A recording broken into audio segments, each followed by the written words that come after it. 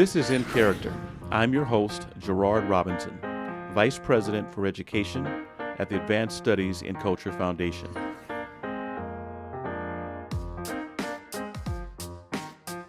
This is Gerard Robinson, and I'm joined by Jonas, who is a part of a group conversation where we talked about equity. I've known Jonas for a number of years. I've had a chance to see him really work in equity at a time and in a space where the term was, let's just say, less sexy than it is today. He was doing the hard work, and he's going to talk to us today about himself and his work. So with that, Jonas, welcome to In Character. Thanks. It's good to be here. And I will in advance let you know we may have another visitor who's 6 years old who sort of intermittently stops in for check-ins during these Zooms. Well, the good thing is you join a long line of other participants we have. And so, no, that's all good. Great. It's good to be here. So equity to you, what even encouraged you to get involved in education? I know it was equity, but tell us why. Yeah, I mean, I think when I was young, I definitely gravitated toward trying to better understand the disparities that existed in all of our systems. I focused a lot on social studies when I was in school, and really wanted to focus on areas of social justice as I got into university, and focused primarily on labor at that time in my life. Was headed in a direction working on some basically labor management and labor organizing kind of activities. And then I heard about Teach for America, and then that was the link that got me sort of to focus my equity of opportunity lens on education in particular. You were a cohort member in what city? I was a 1997 core member in Compton, California. Yeah, I grew up in Los Angeles, and my brother and cousins grew up in Compton. Dominguez High School. Oh, yeah. Yeah, so you cut Right your down the chops street. there. Yep. And then you decide to move forward with equity. So again, you've seen this in the classroom. For teachers, principals, advocates, others interested in social justice, what are two lessons you've learned to date about how to articulate equity? How to articulate it? Well, I mean, look, so this is what I'm doing a lot of this now professionally. Sorry about the background noise if it's getting in the way there. I'm doing a lot of this professionally now, working with corporations and organizations, nonprofits, trying to bring about some general awareness, especially given kind of where we are right now in the conversation nationally around these issues.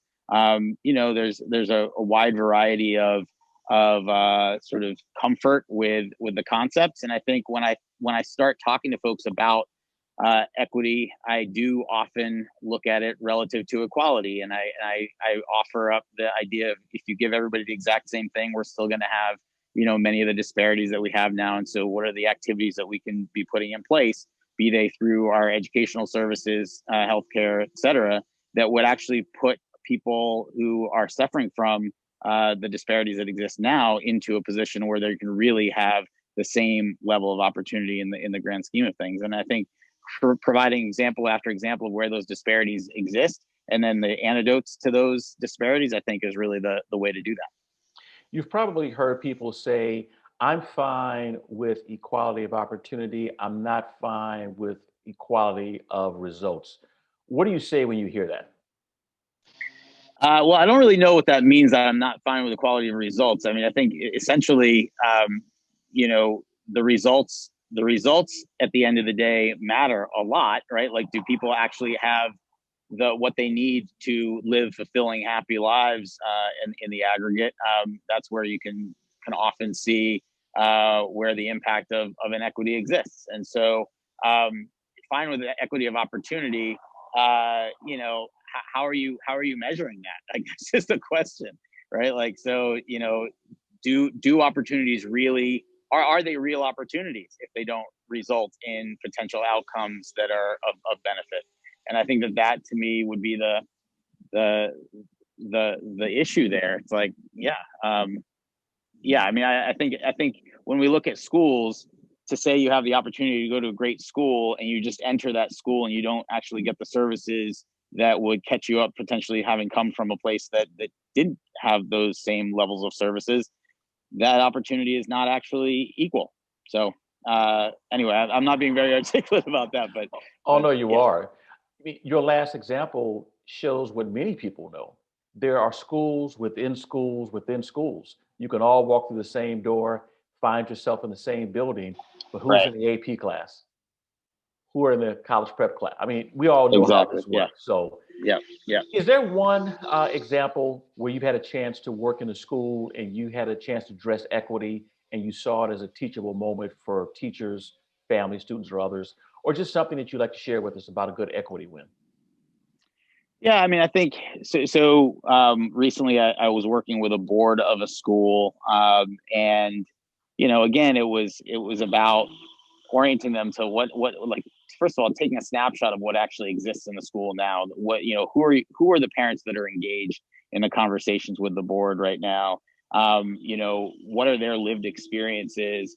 How do you tap into sort of the lived experiences of the people with whom you're working? And I think this in this case is an independent school board, and that independent school really hadn't been exerting an effort to really engage the community, engage their parents, particularly those parents who were coming from more low income situations. And I think for the most part, we're seeing certainly like their students of color in the schools as a very sort of different subset of students entirely.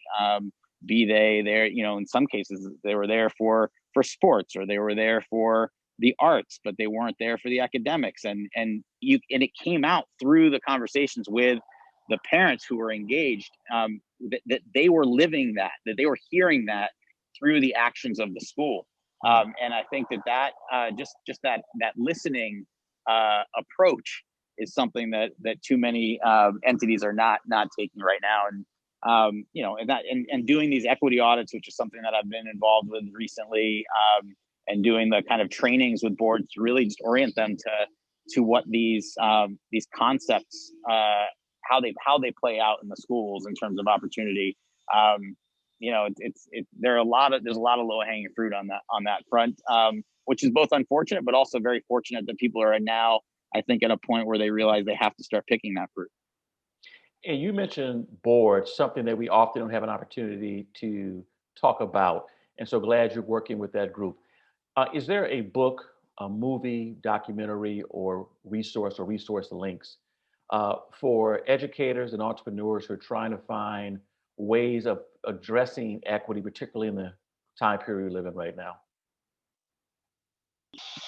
Like specifically on board work. Oh, no, it could be equity writ large. Yeah, I mean, I honestly think right now that anything that can show you what systemic racism actually looks like would Hmm. be helpful. And so I've been using all kinds of things like fun videos. I say fun, but things that bring a little bit more levity to very heavy subjects, that can engage people in it. There are some great videos out there on redlining as an example, which often, especially with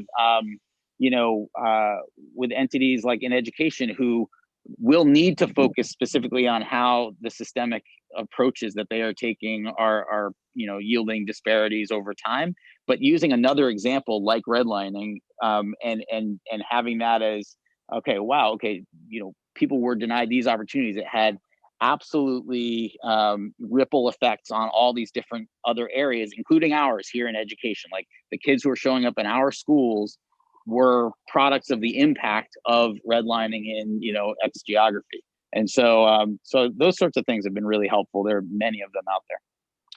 There's a book called The Color of Law, and it's written by a scholar at the Progressive Policy Institute. I think it's Richard, can't think of his last name. And it's about the history of redlining in the United States and how it created what we call an education problem was a Yep, result of the redlining. So I'm glad you brought exactly. that up. Well, Yeah, Jonas, as usual, you're always very good at providing us examples and ideas of what we should think about, providing resources, and staying true to the game. So thank you for all that you do, and we look forward to more conversations in the future. thanks. Great to be with you.